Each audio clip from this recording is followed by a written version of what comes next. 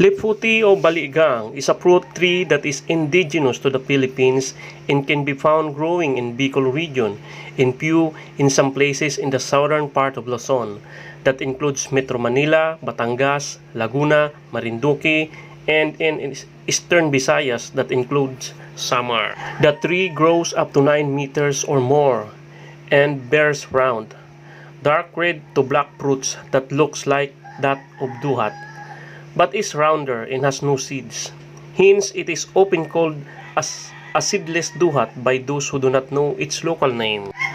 The fruits are borne in compact clusters. Each fruit is about 2 mm in diameter and would become darker as it ripens.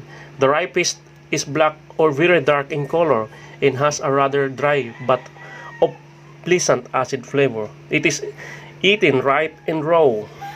Locals would collect the ripe fruits, mash and put them in a sealed container with some salt and sugar added inside. The container is juggled hard enough to squeeze the juice from the fruits. The extracted blood red juice is collected and taken as a refreshing juice drink. The pure extract can be stored in a jar and will keep for weeks.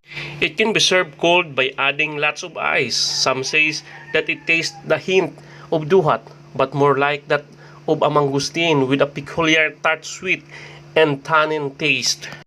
The pure juice extract can be fermented to make wine or mix as flavoring with lambanog, coconut vodka, and other beverages. Be careful not to stain the dress or cloth with the dark red juice as it is very tough to remove. It could even stain the fingers and tongue. The fruits can also preserve in the form of candies, kamputi, jelly, or jam. It can also be used in making pickles and fruit pies. The fruit is believed to have high antioxidant content and is also good for treating hypertension, diabetes, or high sugar level in the blood. Ayan po ang mga paliwanag ng baligang. At ipapakita ko naman sa inyo kung paano ang pagkain ng baligang na ginugo o inalog-alog sa lalagyan ng jar o kahit ano po na pwedeng ilagay sila at pwede nyong alugin. Haluan nyo lang po ng salt, asukal, at alugin nyo lang ng alugin hanggang sa siya ay mabugbog. Yan, tingnan nyo po yan. Yan, ganyan. Pag kinain nyo po yan, ang lasa po niyan ay lumalaban yung tamis at alat sa kaasim. Para sa akin masarap. Iwan ko lang po kung ito ay magustuhan nyo ang lasa. Pero mapapapikit ang inyong mata pag kumain kayo ng ganyan. Kasi po mayaman sa vitamin C ang baligang o liputi o amhi.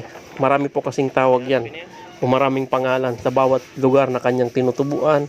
Alam nyo naman, marami tayong mga wika. Kaya marami siyang pangalan. Dito sa amin, ang tawag dito ay baligang o amhi. Sa iba naman, sa Tagalog, igot. Yan, at marami po siyang katawagan. Yan na po, nabugbog na yung baligang. Pwede na pong kainin niya. Yan. Yung buto po niyan ay parang naalis na sa balat niya. At yung balat po ay pwede nang kainin. Yan. Napakasarap po niyan. At masustansya pa.